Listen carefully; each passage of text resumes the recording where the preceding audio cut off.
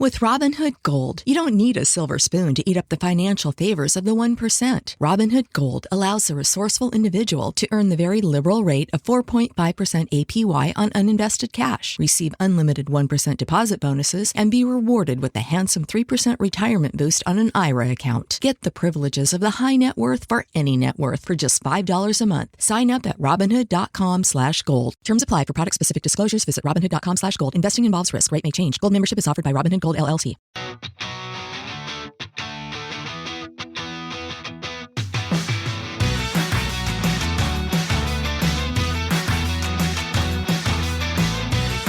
Welcome back to Rams Up, your favorite LA Rams podcast.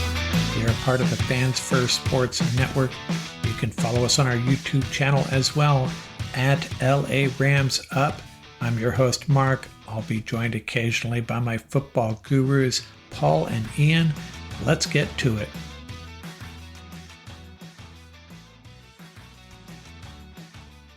Hey everybody, welcome back. Roundtable number 53. I got Ian and Paul on board. Mark from Rams Up here. And we're going to walk through a few things. First thing we want to do is final thoughts on this Rams-Bears game, as painful as it is. Hey, Ian, you did your Orchestrated Rams film study. Did you learn anything good or bad from that? I think I know what the answer is. Fill us in. How do you feel about this game after really scrutinizing the Rams on film here? It's unfortunate. Watching the film, I feel the same exact way as Coach McVay, as he was, very upset about. We felt like we outplayed them for a majority of the game, and then you look up the scoreboard and you're like, how is it this close, or how are they ahead? It felt exactly like that. The Rams, even though it annoyed the hell out of me to see them not use 12 personnel a bunch, which is insane when that was a good winning formula against a good defense against the Niners, a 4-3 defense. Bears also run 4-3. But I will give credit. They were moving the ball. They were getting a lot of play action passes, which I enjoyed to see. I enjoyed to see them run the football with in between the 20s. But when they got to the red zone, especially 10-yard line or in, everything was passed, and it was just irritating to see that. Feed Kyron Williams. Give him the ball. He made incredible jukes and cuts in situations where nothing was there earlier on drives, and I don't see why that couldn't have been the case when you're in the red zone, where he can read it, bounce it, bend it, like a zone kind of concept. So that irritated the hell out of me, and it was just a couple plays here and there where a bad block led to the fumble, a bad read by Stafford, or bad blocking by the interior. Just a couple little things that held us back from scoring touchdowns or having big explosive plays, which is incredibly irritating on the offense. And the defense, same thing. A lot of good, but just dumb penalties, stuff that is technique driven, really not like, oh, what could you do? You had to hold DJ Moore. He blew right by you. There was just dumb hand grabbing stuff from the DBs.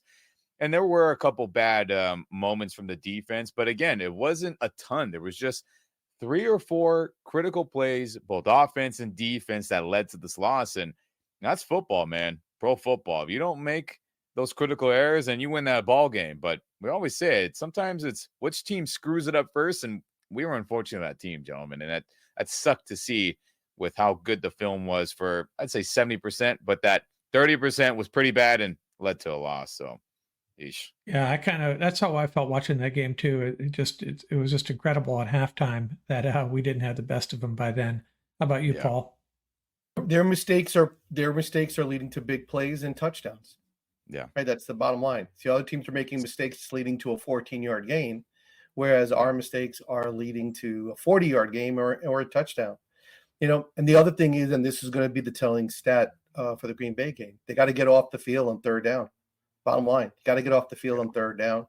You got to force the other team off the field on third down. Yeah. Yeah. If you look at the drive charts from that game, if you just looked at the drive charts, you think the Rams would probably win by about 14. Didn't happen though. 100%. So it's wild. So you want to talk about we're going to go through some players that we did want to offer some praise to, and maybe some guys we want to have some negative thoughts about as well?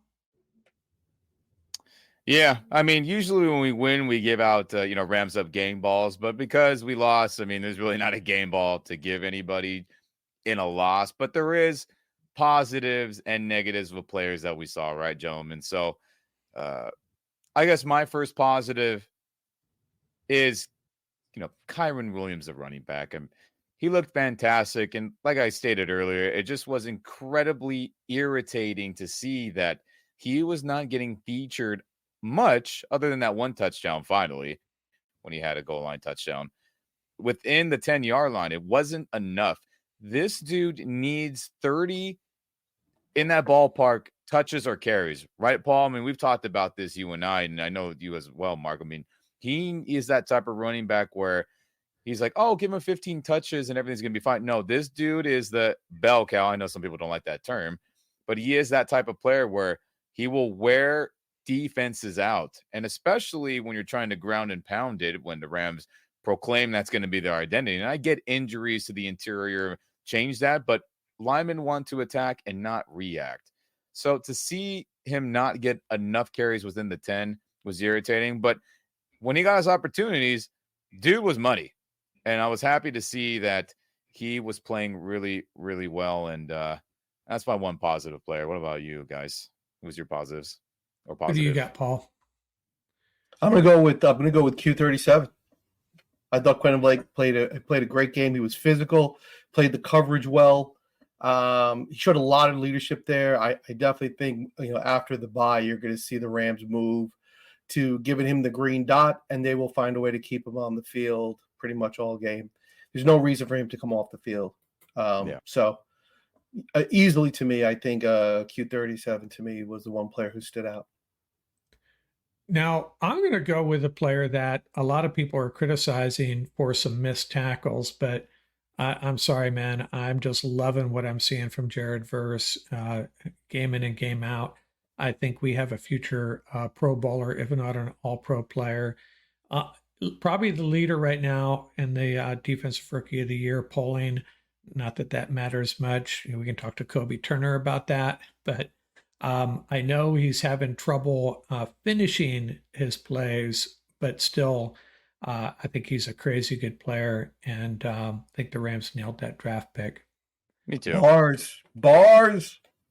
He just I know the penalties were annoying to see when he had like 2 sacks back to back, and that sucked. Speaking of the DB issue there, but God, he had to have made that tackle in that 3rd and short when there was about 2 minutes 30 seconds left, where he had the running back in the backfield and just whiffed on it.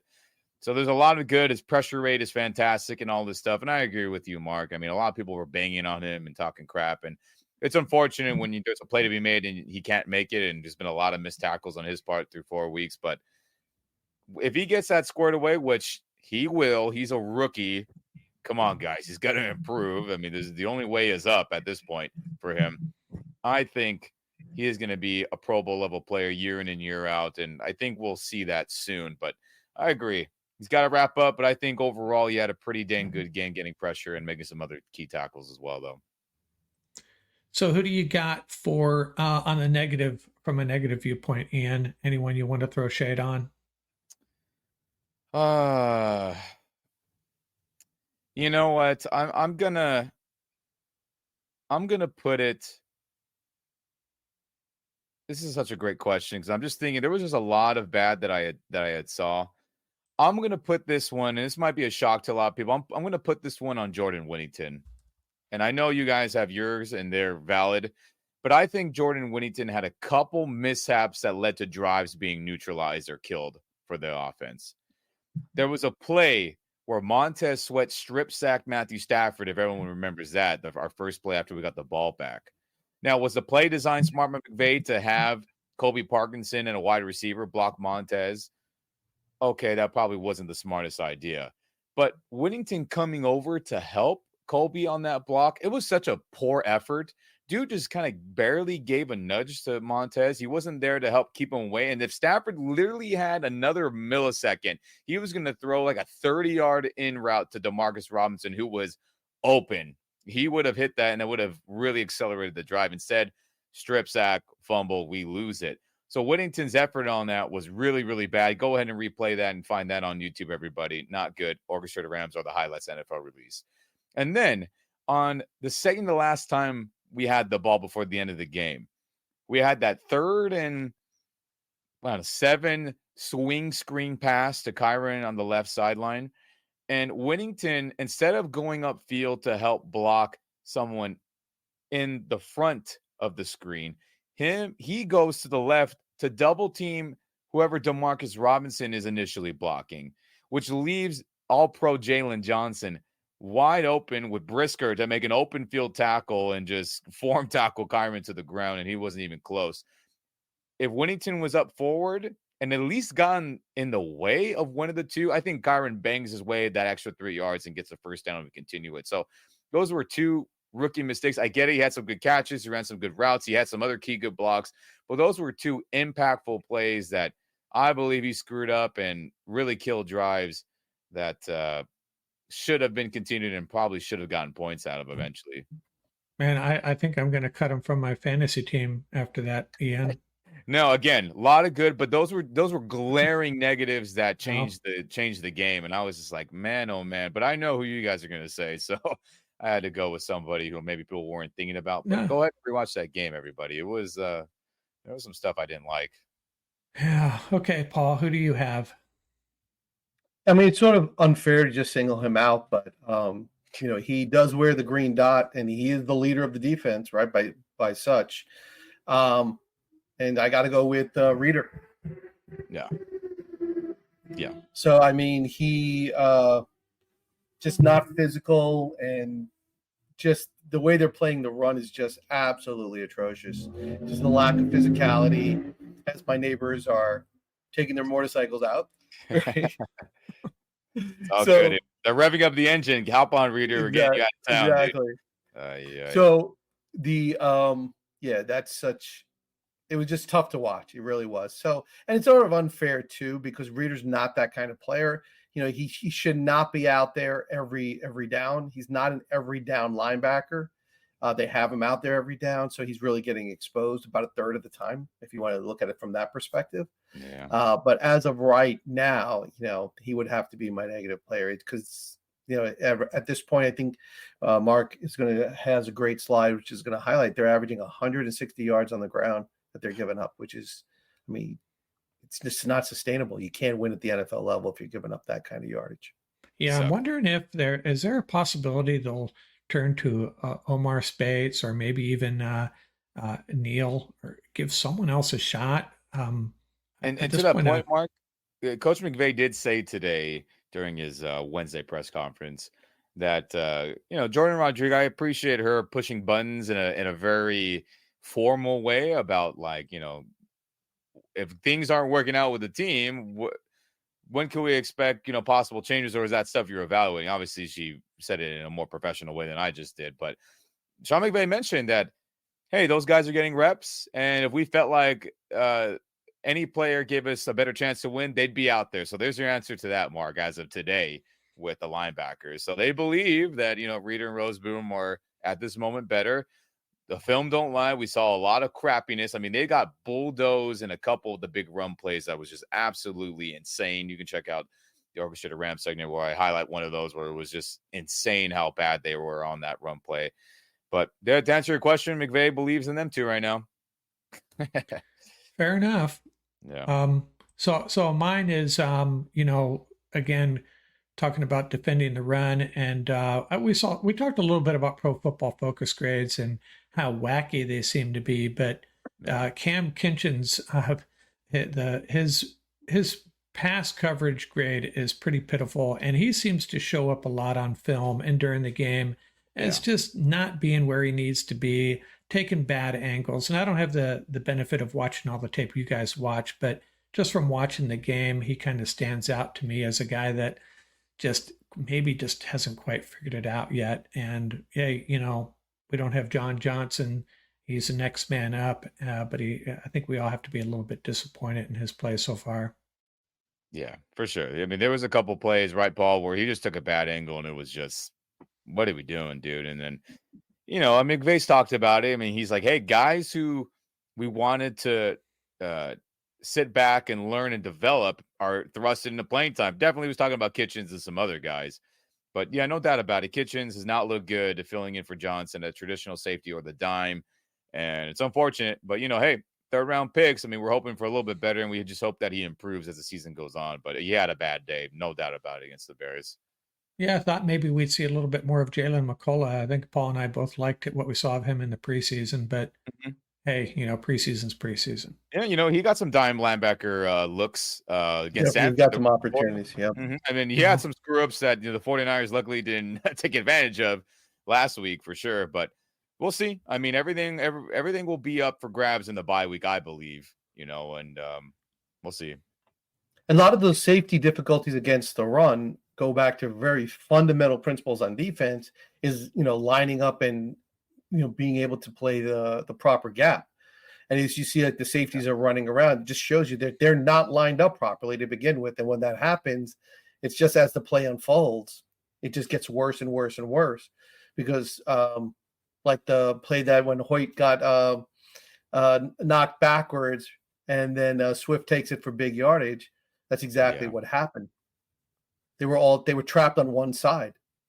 So that's an extension of some of the really bad scheme that the Rams are throwing out there.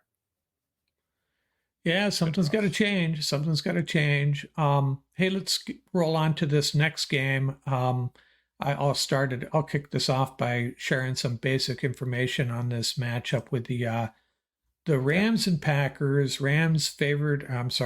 The Packers favored by 3.5. The 100th meeting between these teams, pretty even over the years. Packers have won the last 4. All of those in Green Bay. It seems like I think this has been discussed every time the schedule comes out. Why are we always in Green Bay? And I think at least one of those was a playoff Felt game. that way right? for a while, though. Yeah. Well, for last 4, and Green Bay won them all. And I dug up this stat. So the Rams in the 60s and 70s pretty much dominated the Packers in California, and then they went to St. Louis. And now they've come back. And it's been since 1966 since the Packers have beat the Rams in LA. Just a little fun stat there for you. So what are you thinking about this game? You want to talk, what do you want to do, Ian? You want to talk the keys to victory here, or any tidbits you want to share before we move on? Or I guess a fun little tidbit. The last time the Rams have played the Packers, it's this game in my background here. I was at that game 2018 when we had a good season and went to the Super Bowl, when Todd Gurley had a good game, Jared had some good stuff, and then when they had that fumble on the kickoff where we got the ball back and Gurley ran it out, and everyone was like, why didn't you give Rodgers a chance? And the whole media was up in roar, and we had a really good game. I was at the game. That's the last time we played them here in Los Angeles, which is pretty crazy, because for sure every game after that was in Green Bay in the winter time, which was no bueno. NFL scheduling screwed us for 5 years in a row, it felt like. But and that was a game there. If I remember that game, the Rams were winning by 2, and the Rams are kicking off. And I remember after that, I forget his name, he ran the ball out of the end zone, fumbled, Rams recovered, and Aaron Rodgers was just besides himself. So I just want the ball on the 25, dude, and we probably win this game. And I'm sorry, go ahead. Yeah, so I was at that game. I mean, that's the last time I had seen the Packers, and that was the first time I ever seen the Packers play. But let me tell you something real fast. That game was not a home field advantage at all. It was legitimately 75% Packer fans. It was outrageous. Now, it's been a long time since then. The Rams fan base has grown significantly since then. Yes, all true. But it's going to be another not really home game for this squad here. And that's tough, man. The Niner stuff, we know how that is. They try to take over, and there's a lot of California Niner fans out here in Los Angeles area. Okay, I get it. But there are a ton of Packer fans out here too, and a lot of other fan bases, as we'll get to down the road in our schedule. But for a game that you're like, man, it would be really good to win this and have some home field, get the rookies feeling good, the rookies that have made some screw-ups, maybe some rookies that need that extra juice. I mean, it's not going to feel like a home game. I mean, if we're lucky, this one's going to be 50-50. but it's probably going to be on the Packers side of fans more than ours. Let's just be honest about it. Now that we're losing, people are probably less interested to buy expensive tickets to this game, because for anyone out there, when you're playing a team that has a large fan base or is good, or the combination of the two, tickets are usually pretty outrageous for a nosebleed seat. And it was this way for the Packers game. I'm sure they've dipped down since because the Rams have been losing, but that's going to be tough. That's going to be really, really tough. Before we start getting into any of the football stuff between the lines, it's unfortunate, but the Rams are used to it, though. So is Coach McVay, so is Matthew Stafford. So luckily, the offensive operation won't be affected too heavily, I think. Right, gentlemen? Yeah, it's kind of a bummer, but it is what it is in LA. Sometimes I feel like we just need to embrace it. But until the Rams, I think the Rams, it's got to be like a 10 or 15-year plan. If they continue to put a good product on the field and draft guys like Puka Nacua and Jared Verse, these football fans in elementary school are going to grow up Ram fans. That's what I'm hoping. And so it's gonna take 10 or 15 years, and Rams need to get to another couple Super Bowls. That might do the trick. Maybe we'll bring in some more Long Island Ram fans too, if Paul does his work out there. So one of my favorite Green Bay Packer, Don Majkowski, was from Buffalo, New York. Remember when the Magic Man played for the Pack? Big number 7. So yeah, but we have to talk about, let's be honest, the Packers have the worst color scheme in the history of pro sports. The phlegm and mucus. Come on, got to change those colors up, Green Bay. Yeah, what I can't figure out is I'm going to throw shade on Green Bay if there's any Packer or Wisconsin natives. I know a couple of guys from Wisconsin that are big Packers fans, and they're in California now. And I just don't know if I'm a free agent, NFL player, I'm telling my agent, I'm not going to Green Bay. Okay. I don't want to move to Green Bay. Sorry. That's just me. But I don't know if NFL players feel that way, but I certainly would. On behalf of the entire Rams Up family, our apologies to Green Bay, Wisconsin. I'm sorry. Yeah, my apologies too, but I'm just being honest here. I mean, I lived in California pretty much my whole life, so it shouldn't be a surprise that I don't have an inclination or desire to move to the Great North. And same thing with Minnesota. I mean, I'm sure they're great places to live and the people are wonderful, but I don't want to live there, is all I'm saying. It's fair. So what else? Go ahead. No, I said that's fair, man. I mean, that's why we pay all those high taxes out here, right, Mark? I mean, right. That's a part of it. And yeah. Oh well, we're doing okay. We're doing okay, But I guess your question, keys to victory, then, huh? I mean, I feel like it's just the same crap every time with Coach McVay. Just run the damn football. Keep the ball away from an explosive Packers offense who leads the league in explosive plays, by the way. Rams are ranked last or near the bottom, if my memory is not wrong there. They're definitely bottom 3. They're probably last, if I remember reading that correctly earlier, of giving up explosive plays on defense. So the mismatch is there, but how do you help that out? Control the clock, run the football, 12 personnel, get 3 tight ends out there if Davis Long's back's okay. Do what you got to do to keep the ball away from Jordan Love and all the receivers, a fantastic run game with Josh Jacobs, a good O-line. I understand the defense is good, but you have to stay committed. It worked against the 49ers, all pro level team defense. Packers have tons of players too. They are, vulnerable in the run at times. They're not perfect. So that's how it's got to be. And then obviously take your play action shots and give your receivers one-on-one opportunities when you run the ball effective enough, just like we did against the Niners. So that's the main game plan. And then defensively, it's going to be a tough road. Let's just be honest about it. I mean, guys, if we look at this little chart here, I'm going to pull up.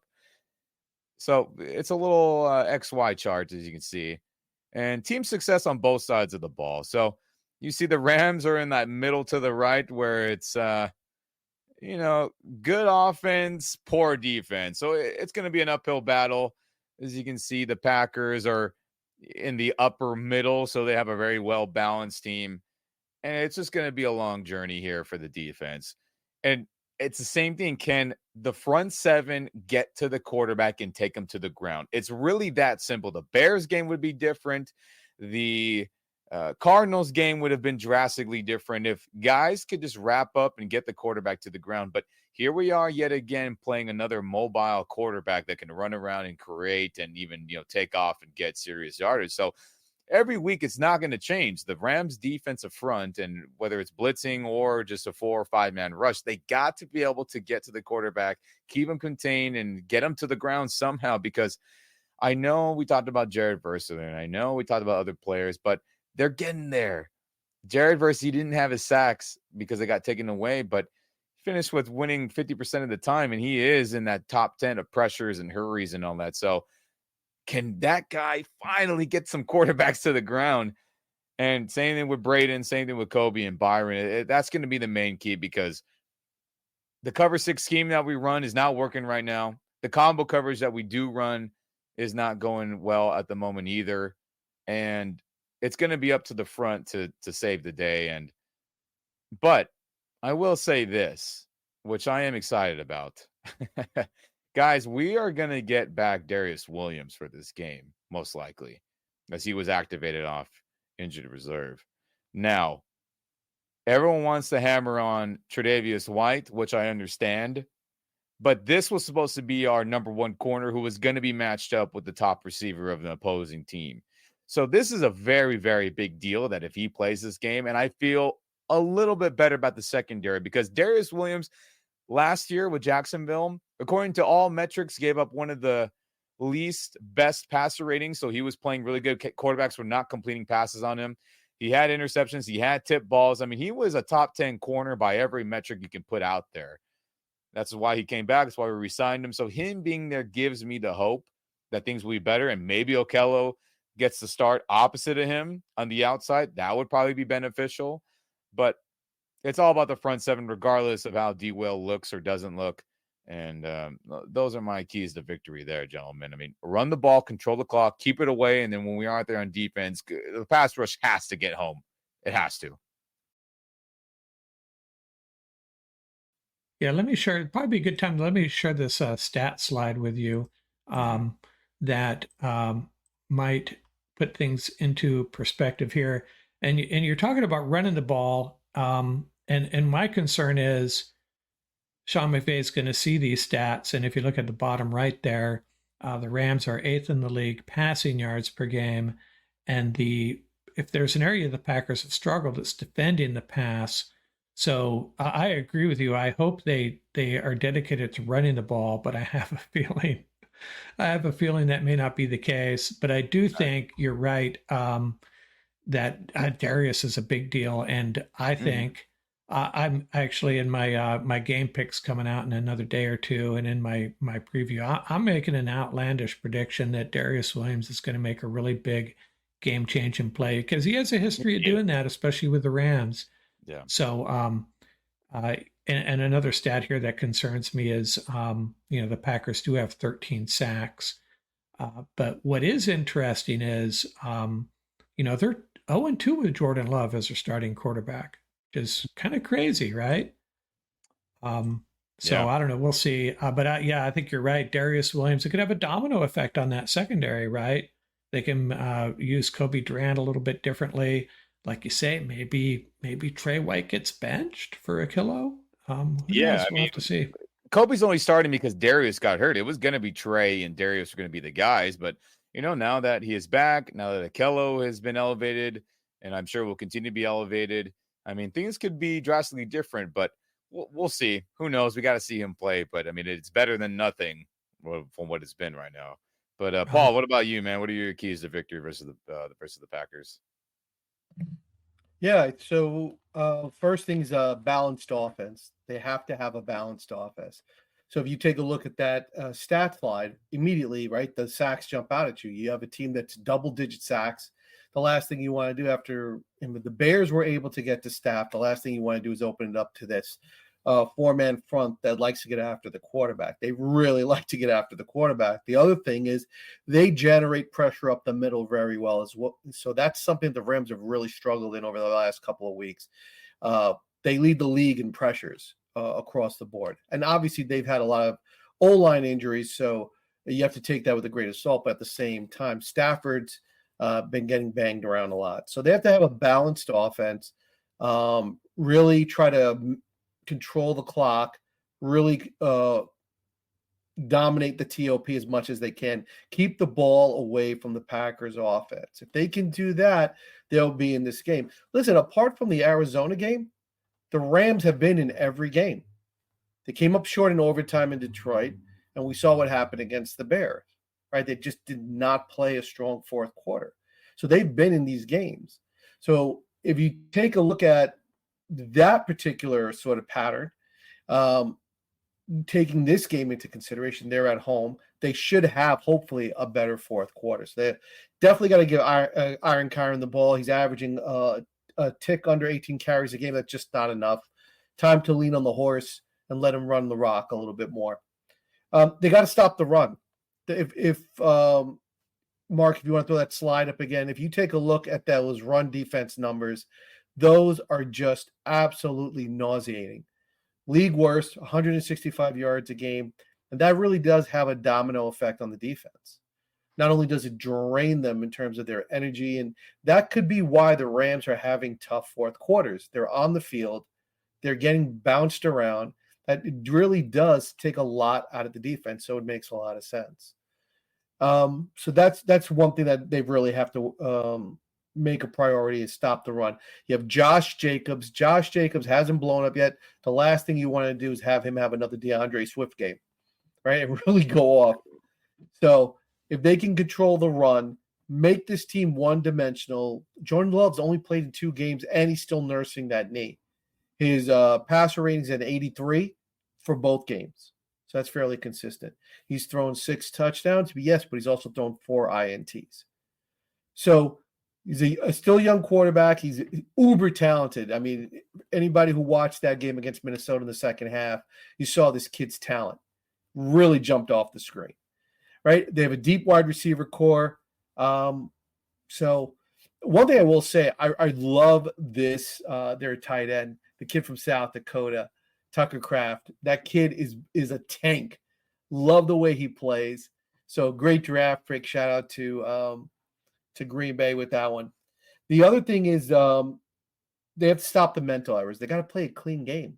The one thing that stood out in the San Francisco game from all the other games, 0 turnovers. And down the stretch, they played a clean game. They didn't shoot themselves in the foot. The Chicago Bears, a lot of unforced errors, right? They were their own worst enemy. They made it really easy to lose that game. They literally handed it over to the Bears. And I think there will be a defensive adjustment after the bye because, watching the film, Hollywood Hoyt, as much as I love him, he was on the field way too much. Way too many plays. So he's the type of player that when he's out there when his reps are about under 50%, he looks really, really good. Looks really, really good. But he was out there way, way too long, and he's also getting exposed. The same thing with Reader. So I think we'll see that adjustment after the bye, where you're going to see those 2 players. Not that they're going to, be pulled from the lineup, but I just think the amount of reps that they're getting have to be adjusted. I also think we're going to see that 3 linebacker look with Hollywood, Verse, and Monster Zero. The 3 of them. I think the Rams may have stumbled onto something. Jump into that old school Eagle front and let Hollywood, on either A gap, stand over that center. Explain to everybody who Hollywood is. Hollywood, because I know some people aren't familiar. Oh, Hollywood. Oh, Michael Hoyt. Yeah. Right. Yeah. So have him stand over those A gaps and have him blitz because they're not having any luck with their nose tackles anyway. So we need a Rosetta Stone for your nicknames, man. Yeah. So they have to be aggressive at this point. They really have to be aggressive. Yeah. And I really, to me, I only saw it 3 times, but when they ran it 3 times, they looked really, really good. And it's the name of the game nowadays in the NFL. Get after it. So speed, put a lot of pressure on the opposing O-line, have them, try to match with their slides and pick up those. And the Rams love to run stunts, man. They're running a lot of stunts with the conductor and fist factor. So I think it would work out seamless. I really do. And their dime package looks a lot better than all their other packages to me. Anyway, so it makes a lot of sense. And one thing that we have to look at, I mean, they released 2 quality veterans. Obviously we saw with the EJ53, they're still feeling that leadership void. Obviously, the leadership void from AD, but not talked about. As bad as everybody was saying, Russ Yeast, was he really as bad that could he have not played at least some quality snaps in this defense? Because you're going to see now with Darius Williams coming back, the defense is going to be infinitely better because now we have more veterans in the lineup. And that's what I said from the beginning. You got to lean on your veterans. Darius Williams, Trey White, you got Q37, and true now Kobe can maybe move to the dime. You got Witherspoon back. So your starting 3 corners are veterans now. Whether you're playing, your cover 1, your cover 3, your cover 6, whatever, they're just going to be better because you're going to have better play recognition, more robust tackling. You're going to have being able to jump routes a little bit more. So I think after the bye, we're going to see probably an immediate improvement. However, that's not going to remedy the run game. And that's the issue that the Rams really have to take a close look at. But I think if they focus on these 3 areas, I think that they have a legitimate chance at home against the Green Bay. Yeah, I think they have a shot. They have a shot. Yeah. So if you're going to ask me the keys to victory, it just sounds like a broken record. Finish in the red zone, get to the quarterback. But the one thing that I feel like maybe I'm sounding like just a silly fan, but the Rams have had a lot of things break against them this year, except for, the second half against the 49ers. Just a lot of little bad breaks. They haven't gotten the takeaways. And you got a team like the Packers, they're +6 in takeaway differential, yet they're 2-2. The Rams are -1 and they're 1-3. There's going to be a game. There's got to be a game where the things start breaking our way. We start getting some takeaways, get some sacks, some strip sacks. How often is the ball's on the ground this year? We're not getting it. It's going to the other team. Every time there's a play review, goes against us almost every time. Just really weird calls, really damaging penalties. I don't know. It just goes on. And I'm seeing it from a Rams perspective. I know I sound like a fan right now, but that's what I am. And I just have a feeling this could be the game where it swings the other way. And someone makes a big play, a pick six, strip sacks, fumble recovery. We get a short field and an easy touchdown. Those things aren't happening for us. They haven't happened for us all year. And, good teams make their breaks, and the Rams got to start making them. Yeah. I mean, guys, it's about the offense and getting a lead. I mean, the least amount of time with a lead this season. Dolphins are the worst with, obviously, they have a 3rd-string quarterback playing. But Rams are not that far, behind in terms of the placement. They're at the 2nd worst. So we somehow got to get points and just play that keep away game and get away from this crappy stat that we're a part of as fast and as often as possible, right? Play that keep away. So we'll see what happens, And I mean, on top of that too, I mean, McVay era offense scoring through week 4. It's, this is not that far away as bad as the disaster 2022 season when everyone's hurt. So, we're on that same parallel path where things are not going well, but so be it. Play keep away, run the ball, play action pass. It helps the offensive line, helps your backup receivers, helps with obviously the backup line, helps your quarterback, keeps the defense honest, and that's all you can do. Because defense, it's not good right now. And an extension to Mark's point, I think that's a very astute observation, is that when you talk about making breaks, I think there's one area that's not being talked about enough, and that's the game management, the game within the game. So a lot of times people, reference coaching and they'll talk about the X's and O's and, the type of formations you're throwing out there, but the game within the game is really the game management, right? If you watch, for example, Andy Reid and his game management, right, dramatically different than 90 to 95% of the coaches out there. Yeah. And, because you can control the tempo, you control momentum, and like you were saying, you're setting your team up for those opportunities to make those big plays. The Rams have not done a really good job in terms of their game management, taking chances at your own 15. And just regardless of, I mean, you could say whatever you want. I drew it up this way. If the players had done it, would work, but that's every play. Every play, if executed the way you drew it up on the board, right, it would work. But that would be Madden. That wouldn't be the real world. So that's the idea. So the idea is like you really the Rams have to do a better job of game management and knowing when they have to put in the holster, play a more conservative game, and when they have to open it up and turn it loose, right? And I think that's something when you have a veteran quarterback like Optimus 9, it's like you have that luxury. When you want to cut it loose, you can let him, you can do things like let him audible and things like that. We saw that with that draw play to Kyron. That was like a thing of beauty, right? So there's a lot in the game within the game part of it that if the Rams were more consistent, I think smarter, we would be talking about a very different outcome in that Chicago Bears game. Sure. Sucks. Totally agree. Should be 2-2. Yeah. And you know what? And real quick, I mean, I'll call myself out here. If everyone wants to go back to Roundtable when the schedule came out, I had losses against the Bears. I had a loss against the Packers. And, it just that we're just ended up here in a weird, different route. But, things have just gone way worse than I originally predicted. And I originally predicted this team to be 10-7. I mean, they're still kind of on that path of a possibility. But I expected more from coaching to be better. I just did. And it hasn't been that way. Yeah, I mean, we've talked about this. It's understandable that the offense would struggle with all the injuries, but we really can't say that about the defense. The defense has just underperformed. They've really haven't been shorthanded. I mean, all started with Darion Kendrick. How important was that? And Darius Williams. But, good teams can still play good football down a couple of guys. And this team hasn't. Of course, we all thought they'd have Ernest Jones in the middle as well. Yeah. So there's that.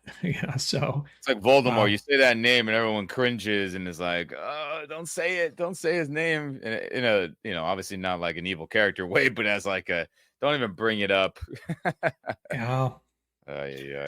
But there are three things that the Rams theoretically are doing well, and if they continue to do well, can really turn around their season. Number one, they have a sledgehammer ground game if they ever get it going, right? That coupled with the fact that now they have their offensive line quasi-healthy. They have a core 5 guys that are rolling out with the regular. So, get that ground game going. So, that's number one. Number two, you got a veteran quarterback that's probably top, one of the top in the league, right? You can play a game that's a little bit more sort of up here as opposed to just, frantic. So that, that's another thing that's going in their way. And the third thing is they can generate pass rush. They've shown that they can generate a consistent pass rush and come up in clutch times and come up with sacks and, turnovers are still working out, but at least, they can generate pass rush.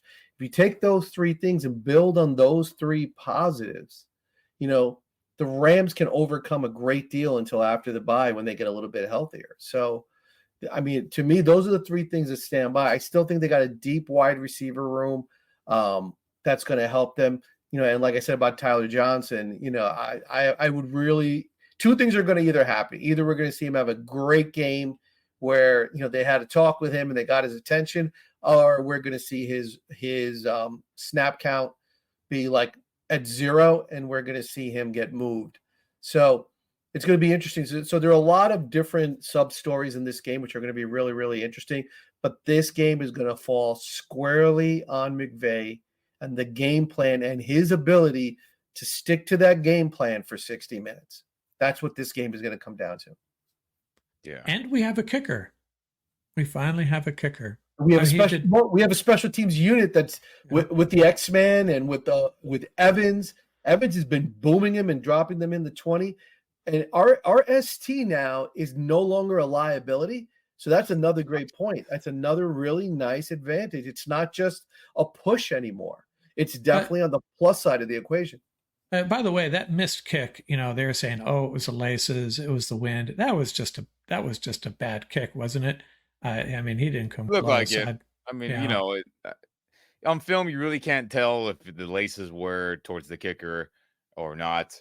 So, we'll go with what coach said and what the players and all that. So, hey, he made his other long, 50-something yarder. So, I mean, hey, we know he can do it, which last year we always held our breath. I mean, you always kind of hold your breath anyway. But last year was like, there's no shot. And McVay would never even allow a kicker to even try a 45 or longer kick. So, I mean, shout out to Cali Cardi, Kid Cardi here, doing a good job. So, I mean, Mark, though, I know you want to save your final score prediction, but if you have an early one, what would that be? Do you know? If you want to throw one out? Well, I think the Rams are going to make a big play on defense finally, and they're going to get some easy points, some cheap points.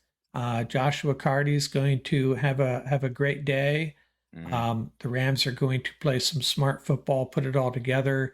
And I haven't really thought about a score, but I think it could end up being a high-scoring game because I think the Rams offense is going to have to put this team on their shoulders. What do you think?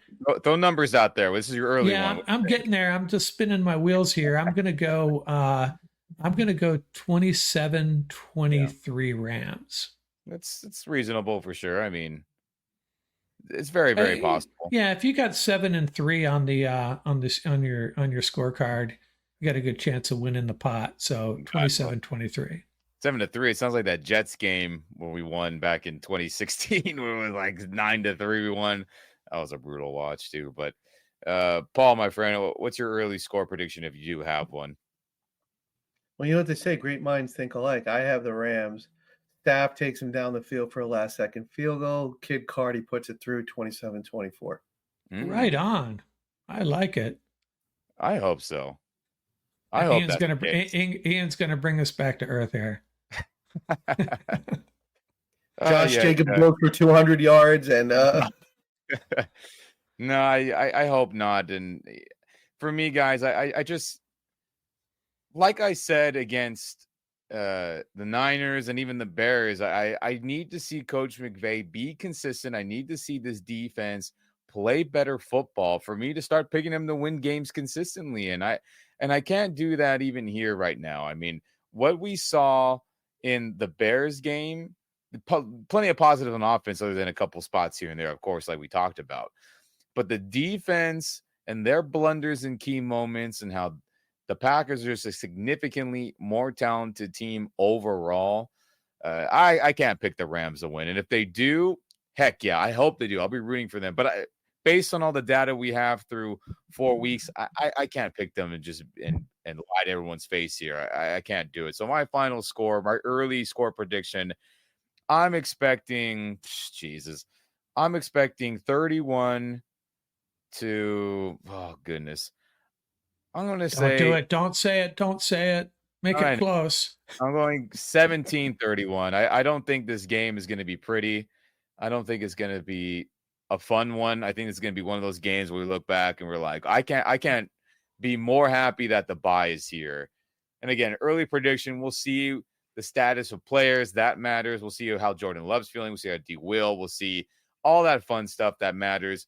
But just based off my gut, what we've seen and how the Packers are just absolutely incredibly explosive, and we're ranked last in a lot of categories, I think they're going to score a lot of points on us. And McVay is going to revert back to the McVay special where pass, red zone pass, which sets your quarterback up to get hit, puts your backup lineman at a disadvantage, and puts your backup wide receivers at a disadvantage when everyone's going to be playing a lot of zone as well. So I can see this being ugly. I hope I'm wrong, but my early prediction, 17-31, it's going to be one of those ugly days. We're just going to be happy that the bye is here and regroup.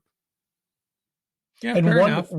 one major story in this game, which is going to have a carryover effect for the entire season, right? Yeah. This is a very physical ball club. Green Bay, regardless of what anybody wants to say about them, they are a very physical ball club. Shout out to Coach LaFleur, right? This is a physical ball club. If the Rams do not match that physicality within the first 5 minutes of this game can get away from them very, very easily on both sides of the ball. They have a physical front, right? They are aggressive in the secondary, right? They have good size at corner. Look at their corners. These are not little corners, right? They like to get in the face of the receivers. They take chances, right? On the offensive side of the ball, they haven't got the ground game unleashed just yet, but they've got a good, rock-solid, physical offensive line. The Rams have to match that physicality, and I really hope the Rams coaching staff are focusing on this because there aren't enough formations in the world that you can throw out there against a physical ball club that's going to stop that physicality unless you match it with physicality. Okay, so you can run all the formations you want, condensed, spread, empty, whatever you want. It's not going to stop the fact that Green Bay is going to come at you and they're going to punch you in the mouth just like every other team. They've watched 4 games and they're like, oh, interesting, right? And they're going to try to run it down the Rams' throat. If the Rams do not match that physicality early, they're going to smell blood in the water, and that this game is going to be a wrap by halftime. Yeah, I almost feel like I want the Rams to take the ball first in a game like this. Just run it down the field. Yep, absolutely. Just take it down the field, punch it in for 7. If you have to go for it on 4th down, go for it on 4th down. It's okay. You got to change the psyche of this team in the red zone. They are way, way too passive in that red zone. That one of the plays that really stood out at me was Staff held the ball and looked to get it to another receiver. He had a receiver 2-step drop, boom, get it out, and let the receivers do the work. Staff's taking a lot on his shoulders that he doesn't have to. Get it to those receivers, let them do the work. He does not have to do everything, and that's what happened. A lot of those short-circuited plays against Chicago, I don't know if that jumped out at you. It was him trying to do a lot. He's trying to carry too much weight on his shoulders, and that you got to put on the Rams coaching staff because he feels like he has to. Yeah. That's a bad recipe. Look at when the Rams were moving the ball quickly. He was getting the ball out. That the stats are very consistent. When Staff gets the ball out and he has 3 seconds of time, the ball's coming out, and it's a very high completion percentage. It's above 60%. Hey, maybe we should take a moment. It's official. Dodgers Padres. Got the game here on my background. That's going to be an interesting series. Padres are going to be a tough out. We don't need to talk about it, but I just thought I'd share that. Let's say right now, Showtime MVP. There is no question. Blunt force trauma for MVP, baby. Yeah, someone was pushing back on that because he was a designated hitter. But they don't know baseball. Yeah, it's that simple. They don't understand baseball. Yeah, his season was incredible. I don't know how you vote for anybody else. We're hoping for a not so rough October from the Rams, and I hope Dodgers don't continue to give me rough Octobers like they have majority in my adult life. So that's all I got to say about that manager of theirs, which will remain nameless. Yeah, with the money they've spent, this roster that they built, and their pitching staff is in kind of bad shape, but hurt still, all the time. Yeah, But Firewalker made it back. Knock on wood. Firewalker made it back. He had that great game. So hopefully, listen. Walker Buehler? Yeah. Oh, he did finally. I heard he was struggling. He had a good outing. He had a great outing not about a couple of days ago. So listen, there's always hope, right? There's always hope. But MVP for blunt force trauma, 1 of 1. Shohei. Nobody has done it like he has done it. That's the bottom line. Yeah, let's just hope this because Dodgers will play Saturday, right? That'll be game 1 here in LA. Get a win, get some good winning juju in the city, and then hopefully Rams could, absorb some of that playoff energy and that would be awesome. Get a win out in Inglewood, please. and shout out to Optimus 9. I know he's gonna rock the Dodger cap at the next presser. He's gonna do that because that's the kind of dude he is. Yeah, it should be fun. Dodgers Padres, big brother, little brother. It's gonna be fun. Going to be stressful. Padres have a great fan base, and they just want this so bad. And I think Dodger fans, as you know, Dodger fans are great fans, but I think they're a little spoiled. I think, but Padres fans certainly aren't. But yeah, the Dodgers have fallen short though, so maybe they're just as hungry at this point. Yeah, hopefully all those Dodger fans who are Packer fans spend all their money on Saturday and then don't show up on Sunday. Yeah, there you go. There you go. Yeah. Great marketing strategy. I like it. Yeah. It's irritating. Okay. To all the LA Packer fans, go to the Dodger game. We encourage it on behalf of the Rambler family. Go to the Dodger game. Did you have any other goodies you wanted to share, Ian, before we wrap things up here? No, I it's just simple. We'll just see what type of McVay we get on Sunday, and that'll dictate whether this game's going to be a close, hard-fought battle when we pull it off, or we get obliterated. I think that's really it. Okay. Well, we'll hope for the best, and we'll be back Sunday, late Sunday. That's a late game, right? 1:25, is it? Yeah, So, it's a late afternoon, a late window, yeah. whatever NFL likes to call it. Yeah. Right. So we will have a quick reaction. It might be pretty late in the afternoon, but we'll get it done. 2 or 3 of us for sure. Whoever's available. I know if the Rams lose, Paul's probably going to bail on us. he can't do it, but you have to remember I'm on East Coast time, so yeah, that's true. Yeah, it's a big You'll difference. be awake, festering, whether it's a win or loss, good energy or bad energy. Yeah. Plus, I got the fam here, so it's hard for me to bail on them. I feel it. Okay, guys, good talking to you, and hey, let's just hope the Rams can get it done. Go Rams! Get to 2-3, save the season. That's really what it comes down to. I hate to say it, but they need this win desperately. I don't think it's a must-win game. Kind of, sort of, maybe is, but I'll say yes. I will. Yeah, I mean, you look at their schedule, and man, it's like, where is the break coming? They got to, they get the Raiders, a couple other games that they should be able to win, but who knows? They got some tough ones coming up. Okay, Come on, guys, boys, bring the thunder, baby, bring the thunder on Sunday. Yeah. Okay, guys, thanks a lot, and we'll talk soon out here. Ramley forever.